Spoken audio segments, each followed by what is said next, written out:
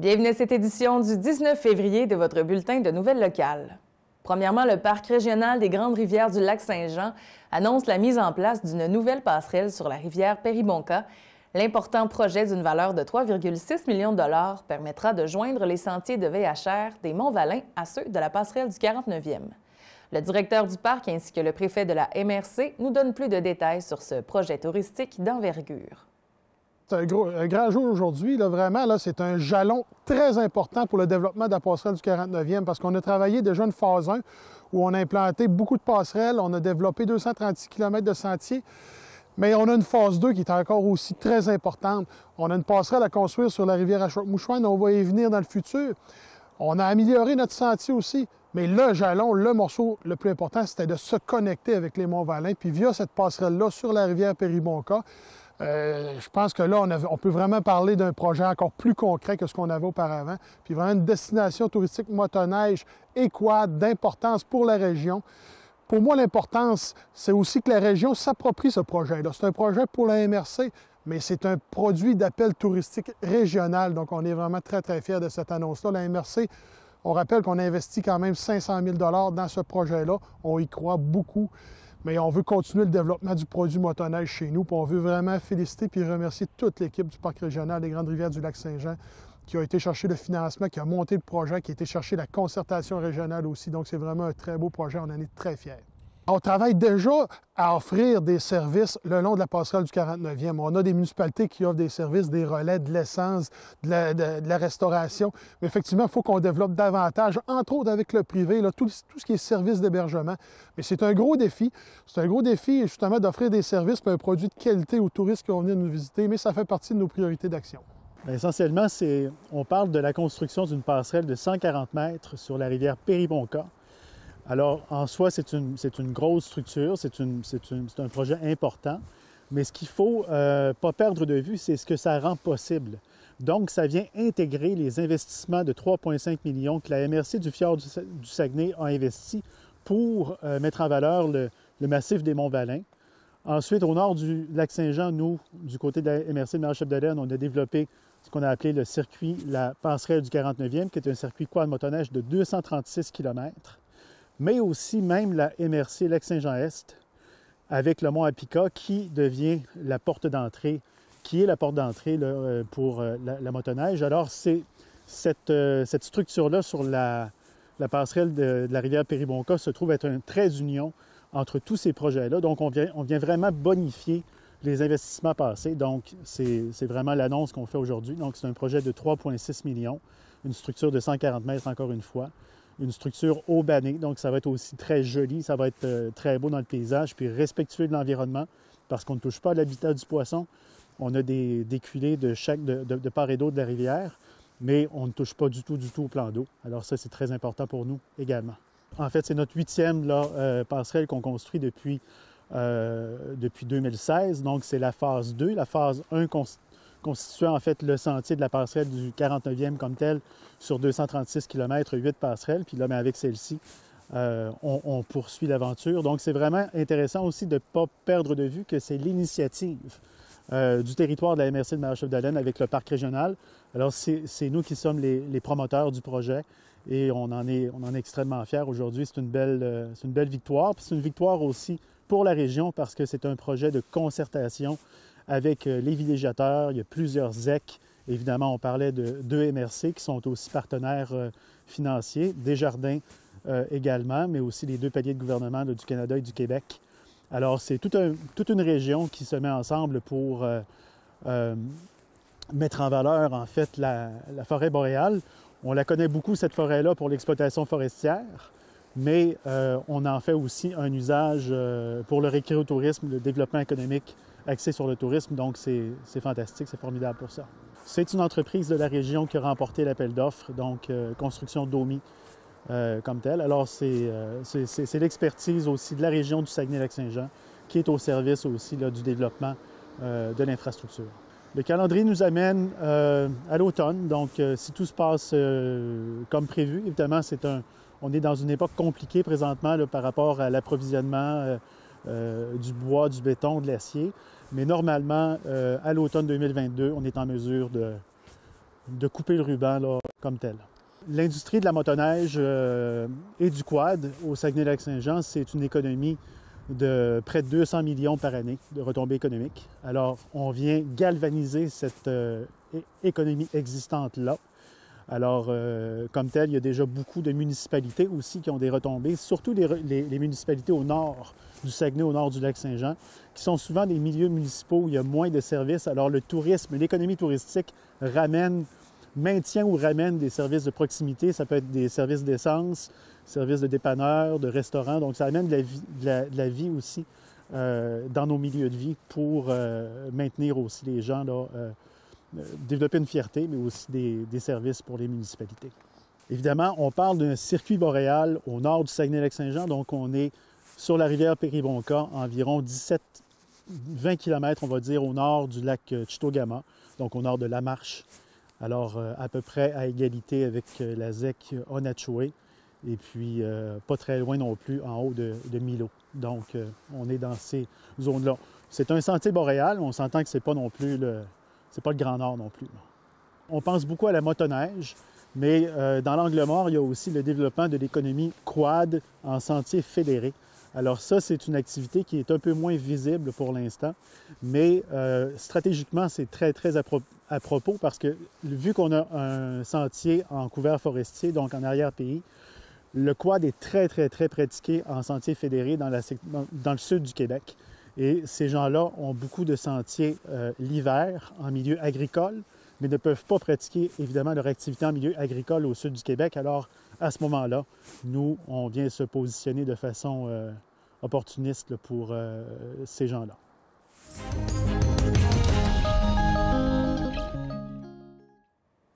Festineige est de retour cette année. C'est l'organisme Tourisme d'Olbeau-Mistassini qui a le mandat d'organiser l'événement lors de la fin de semaine du 26 et 27 février.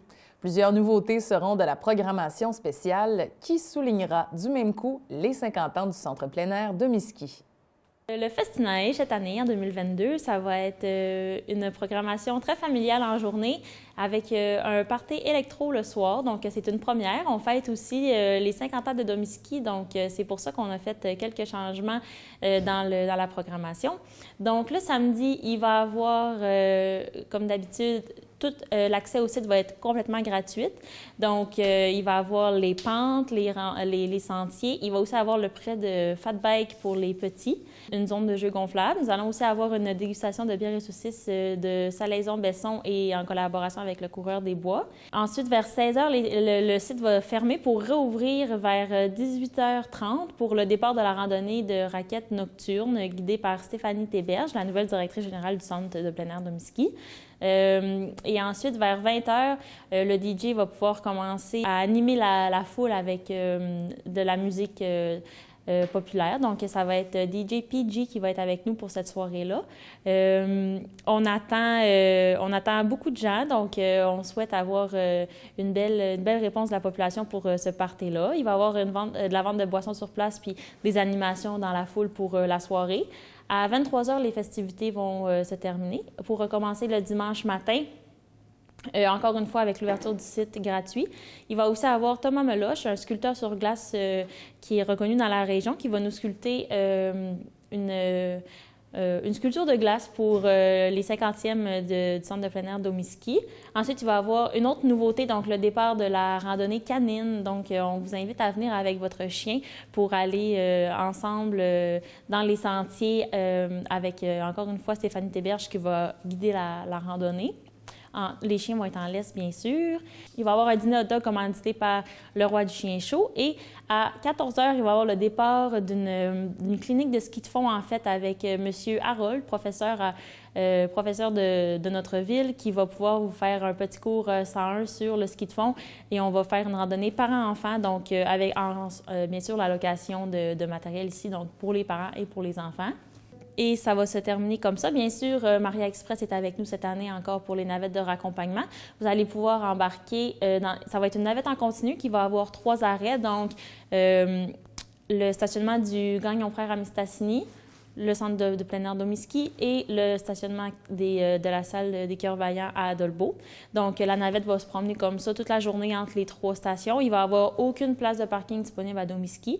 Donc, vous allez pouvoir aussi vous stationner au hall du Bleuet pour, si jamais vous voulez commencer à vous en venir tranquillement, puis la navette va pouvoir vous ramasser en chemin. Donc, c'est ça. Il n'y a pas d'heure de navette comparativement aux autres années. Ça va vraiment être une navette en continu. En fait, auparavant, Festinage, c'était une initiative bénévole. Puis, cette année, en fait, puisque les bénévoles nous ont remis le dossier, donc c'est Tourisme Adolbo-Mistassini en collaboration avec le Centre de plein air qui organise le Festinage cette année. Mais on est très ouvert aussi à retravailler avec des bénévoles pour les prochaines années. Puis on espère aussi prochainement reformer un conseil d'administration qui va pouvoir qui va pouvoir organiser le Festinage. On remercie nos commanditaires. Cette année, on a Jean Dumas-Ford qui nous commandite, la députée Nancy Guillemette. Ensuite, nous avons la MRC, la Ville d'Adolbo-Mistassini, Dany Mécanique et Maria Express. On fait un beau partenariat avec la microbrasserie Le Coureur des Bois puis Salaison-Besson. Donc, on invite toute la population à venir se joindre à nous pour le Festinage 2022 le 26 et le 27 février.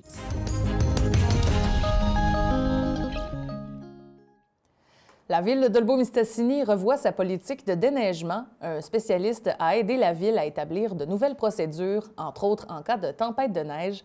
Le but est d'améliorer le déneigement en général. Un document sera bientôt disponible en ligne expliquant en détail la nouvelle politique aux citoyens.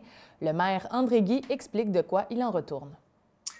Comme vous savez, dans les dernières années, le service des travaux publics a fait beaucoup de changements dans ses procédures internes et nous avons acquis de nouveaux équipements et nous sommes conformés aussi à plusieurs normes. Il était donc important pour nous que la politique de déneigement reflète les pratiques réelles, que les citoyens aussi sachent à quoi s'attendre. Donc, premièrement, cette politique qui a été adoptée officiellement, puis il y a un document qui va être disponible sur le site de la Ville, c'est tout simplement le résultat d'un travail qui a été commencé en 2020 lorsqu'il y a eu un accompagnement de la part d'une firme externe pour vérifier, valider, revoir nos procédures de déneigement, c'est-à-dire de déneigement lors de tempête, avant tempête, après tempête. Donc, on a été accompagné par ce spécialiste-là pour revoir toutes nos procédures, nos étapes, qu'est-ce qui était important de faire, de quelle façon qu'on devait le faire. Et on a mis aussi à contribution l'intelligence artificielle. Donc, on a fait quand même des acquisitions en 2021, c'est-à-dire de nouveaux équipements. Tous nos équipements pour le déneigement, que ce soit comment j'expliquerais ça, le travaux, les tracteurs, le loader, tout ça sont équipés, premièrement, là, de télémétrie véhiculaire, c'est-à-dire c'est des tablettes dans lesquelles se retrouvent à l'intérieur des équipements de déneigement. L'opérateur rentre, prend en fonction cette tablette-là, s'identifie, puis il va tout simplement suivre tout ce que le logiciel mentionne, le tracé, et ça, c'est en virtuel d'une façon permanente. On a aussi acquis un genre de machine qui va briser la glace d'une fonction mécanique et non en utilisant le chimique. Donc, tout ça fait que ça a amélioré nos processus de déneigement pour les saisons d'hiver qu'on sait qui durent au moins 5 mois par année.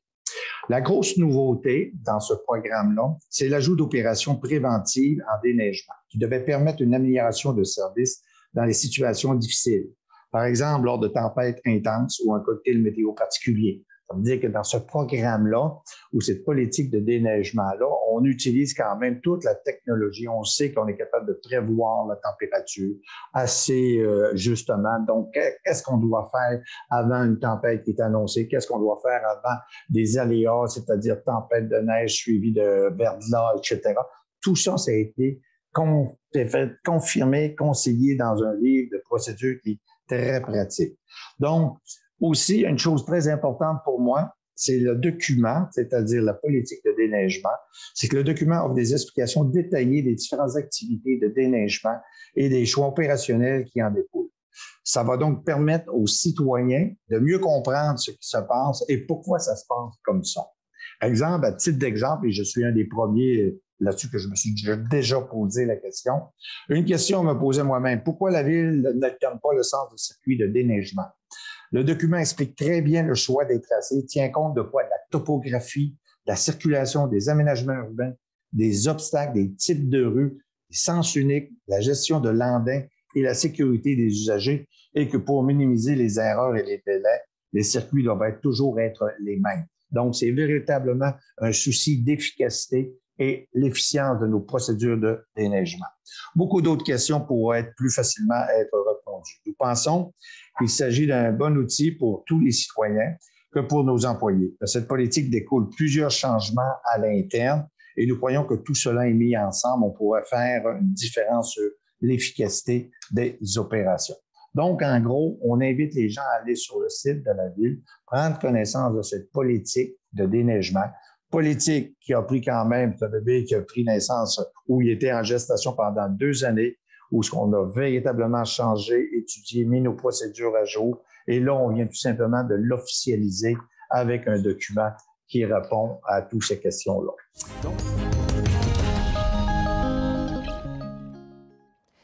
Cette semaine avaient lieu les journées de la persévérance scolaire. Pour en discuter, j'ai rencontré Anne-Lise Minier du Conseil régional de prévention de l'abandon scolaire Saguenay-Lac-Saint-Jean, qui fête d'ailleurs ses 25 ans d'existence cette année. Une 15e édition dans notre région, des journées de la persévérance scolaire qui sont toujours la 3e semaine de février, un moment où nos jeunes ont toujours besoin d'encouragement toute l'année, mais après les fêtes et surtout en cette période de pandémie, je pense que c'est de plus en plus important de les encourager. Et de quelle manière ça va se dérouler cette année? Qu'est-ce que vous proposez là, comme activité? Nous, au Saguenay-Lac-Saint-Jean, on a la tradition d'outiller nos milieux, nos acteurs, nos partenaires locaux qui s'inscrivent aux journées via un formulaire. Donc, on a plus de 400 acteurs qui ont inscrit une activité dans les écoles, les organismes communautaires, familles, des municipalités qui proclament les journées de la persévérance scolaire. Les résolutions commencent à rentrer là, et on envoie des rubans à tous les élus, aux chambres de commerce. Donc, ça, c'est vraiment au niveau de l'animation locale. Il y a des activités téléchargeables en ligne sur notre site web du crepa.qc.ca. Mais on est avec un grand réseau maintenant de 18 régions où il y a une instance comme le CREPA. Et on est fédéré au sein du Réseau québécois pour la réussite éducative, qui est l'initiateur de la grande campagne des JPS auquel on prend part. Donc, on participe à l'élaboration de la campagne comme instance régionale et on la met en valeur et on la fait rayonner ici, entre autres par une grosse campagne aussi médiatique et web. Et cette année, le porte-parole, c'est Laurent Duvernay-Tardif. 4e édition, que M. Tardif accepte d'être le porte-parole, qu'il incarne vraiment à merveille. C'est un persévérant, c'est un performant. Ça peut peut-être en décourager certains et en inspirer d'autres, mais je pense qu'il sait comprendre les défis des jeunes. Il leur a d'ailleurs fixé une rencontre pour ceux de 11 à 14 ans là, le mercredi de la semaine prochaine. Nationale, c'est encore le temps d'inscrire vos groupes classe ou une maison de jeunes pourra aussi inscrire ses participants. Ça peut être revu aussi en différé jusqu'au 25 février si on ne peut pas être là de 13h à 14h. Et Laurent Duvernay a même demandé de rencontrer des plus vieux, donc de plus secondaire 3, 4, 5, à 14h15 le même jour, le 16 février. Donc, c'est 2 grands rendez-vous nationaux. On a 3500 classes d'inscrites déjà pour le premier, puis près de 500 pour les plus vieux. Donc, il y a encore de la place. Donc, c'est une activité qui est gratuite. Là, on peut s'inscrire via votre site web. C'est gratuit. Le lien sur notre site web, sur le site aussi des journées de la persévérance scolaire.com. Donc, soit crepa.qc.ca ou journée de persévérance scolaire.com, qui est le site national. On a beaucoup d'informations sur les deux. Puis, il y a aussi beaucoup d'activités en ligne dans les régions du Québec. On a fait une synthèse là, qui est disponible également sur ce site-là. Des webinaires pour les parents. Il y a quelques activités pour les intervenants partenaires et aussi pour les jeunes à ce niveau-là, au niveau virtuel. Et on profite aussi toujours de ces journées-là pour inviter les intervenants, les professeurs, les parents aussi de discuter de persévérance scolaire avec leurs jeunes. Discuter de persévérance scolaire. Puis cette année, le thème, l'an passé, compte tenu du contexte où on ne sait pas non plus, quand on imagine cette campagne-là en octobre-novembre, comment on va être avec la pandémie là, en février. L'an passé, on a voulu être bienveillant, on a fait un moment pour eux. Cette année, on fait merci d'être porteur de sens. On veut remercier tous ces gens-là qui sont autour des jeunes, qui sont fatigués aussi, on l'est tous. Les jeunes le sont, mais ils sont optimistes quand même pour plusieurs encore et il faut aider ceux qui le sont moins, je pense, encore plus. Remercier les parents, les employeurs qui prennent soin de nos jeunes aux études. Je pense que c'est un moment pour se le rappeler. Puis on a une campagne, nous, régionale, on est une des seules régions à décliner une campagne grand média encore et qui va peut-être vous attendrir. C'est des jeunes d'ici qui ont diplômé il y a plusieurs années ou qui vont diplômer bientôt ou dans quelques années. Et ça démontre toute l'importance des encouragements, cette campagne-là. Tout à fait. Et les dernières années ont été quand même difficiles pour les jeunes. L'école a été un peu chamboulée. On a fait du à distance. Justement, à penser à décrocher de l'école. Donc, c'est plus important que jamais d'avoir ces journées-là. Assurément, on a beaucoup d'indices puis même d'études maintenant là, qui commencent à confirmer ce qu'on ressent tous. Les jeunes ont ressenti la détresse, plusieurs ont de l'anxiété. Près de la moitié des jeunes sondés dans plusieurs enquêtes. Donc, oui, c'est interpellant, mais ça nous confirme aussi qu'on a un rôle et qu'il faut justement les mettre en priorité parce que c'est eux l'avenir de notre région du Québec. Et ils sont résilients, ils sont jeunes justement. Puis je pense que quand ils ont les ressources, quand ils sont entendus, quand on comprend leurs défis individuels, parce que chacun a ses défis, et qu'on tend une main à un jeune autour de nous, qu'on soit son oncle ou son enseignant, je pense que c'est démontré depuis longtemps que ça a un effet très, très important et fondamental. Il y a aussi une nouvelle initiative cette année, c'est le Jeudi Persévère. Oui, en fait, c'est déjà à Mastéache, toute la communauté célébrait cette journée-là, avait déjà fait cette journée-là. Et nos collègues de la région des Laurentides ont vraiment investi publicitairement parlant la chose et on a été séduits. Donc, on a décidé de promouvoir aussi le jeudi 17 février, la semaine prochaine. C'est pour ça que j'ai mis mon chandail vert. C'est la couleur du ruban de la persévérance scolaire qui représente les jeunes, l'espoir, et le blanc représente la communauté. Donc, tout le monde peut mettre un objet ou un vêtement ou peu importe en vert. Vous aussi, un défi lancé aux collègues de toutes les entreprises régionales dans les écoles. Ça serait vraiment super de vous voir sur les médias sociaux. Prenez le hashtag JPS 2022 et ça va circuler dans la grande vague qu'on voit partout sur le web pendant cette semaine-là. On peut peut-être rappeler en terminant à ceux qui veulent plus d'informations, votre site, c'est quoi? C'est le crépa.qc.ca. Puis j'ajouterais juste en terminant que la campagne a aussi un clin d'œil aux 25 ans de fondation du Crépa.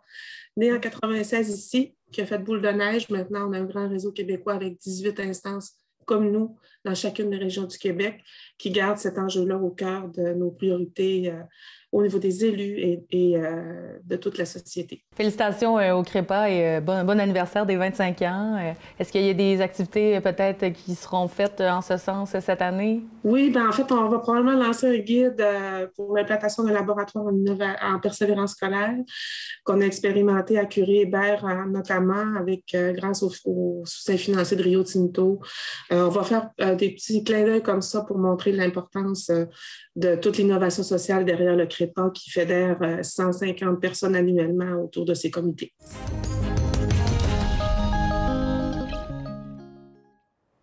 Le Club Rotary de Dolbeau-Mistassini fera à nouveau un encamp virtuel afin de se financer. C'est du 4 au 11 mars que différents lots seront proposés sur Internet. Parmi les lots disponibles se retrouveront le casque et le chandail de Shane Gauthier des Blue Bombers de Winnipeg, double gagnant de la Coupe Grey. Les sommes amassées par la vente du chandail et du casque de Shane seront dédiées à un fonds spécifique qui servira à soutenir financièrement de jeunes sportifs de Dolbeau-Mistassini afin qu'ils se développent à leur plein potentiel.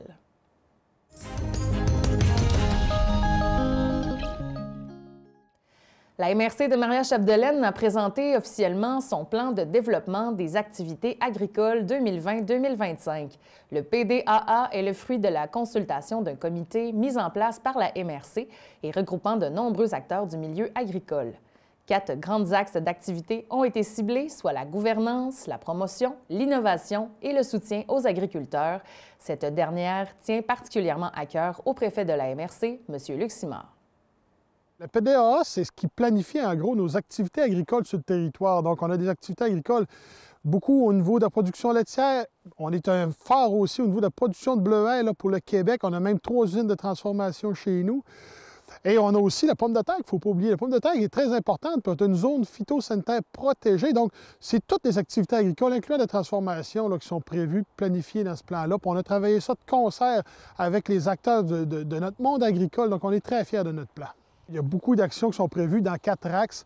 Mais il faut regarder nos productions phares, les consolider, bien entendu, entre autres au niveau du bleu nain, de la pomme de terre, de la production laitière, mais aussi, je pense que c'est important d'augmenter la transformation de produits locaux aussi, entre autres au niveau du bleuet. On a une nouvelle usine là, qui s'est établie chez nous il n'y a pas longtemps. Donc ça, c'est un élément qui est très important chez nous.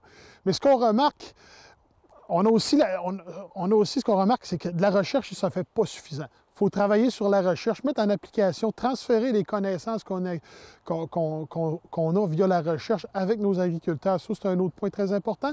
Mais l'agriculture, c'est surtout des gens aussi. Oui, on a notre terroir, notre territoire, mais on a les gens, les agriculteurs qui travaillent notre sol. On a besoin de relève agricole, une grosse problématique au niveau de la relève agricole, mais on est très actifs là-dedans, puis on continue de l'être au niveau de la main-d'œuvre aussi. Et tout ce qui est détresse psychologique, on ne se le cache pas. Souvent, les agriculteurs travaillent très, très fort, des longues semaines. Donc, il faut voir aussi à leur bien-être, à ces gens-là qui sont une force chez nous, parce que sans ces agriculteurs-là, il n'y a pas d'agriculture. On a eu une belle concertation là-dessus. On a des gens de toutes les sphères de nos activités agricoles qui ont participé. Donc, c'était vraiment un beau chantier, puis on est très heureux de cette participation-là.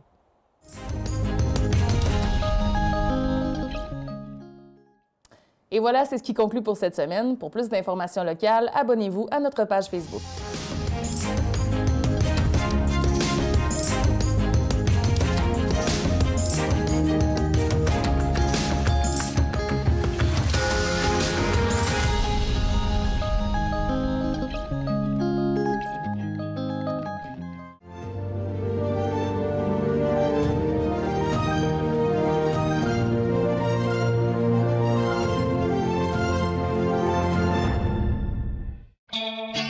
Cet été, la Télévision du Lac s'en va à la découverte des attraits touristiques de la MRC Maria-Chapdelaine.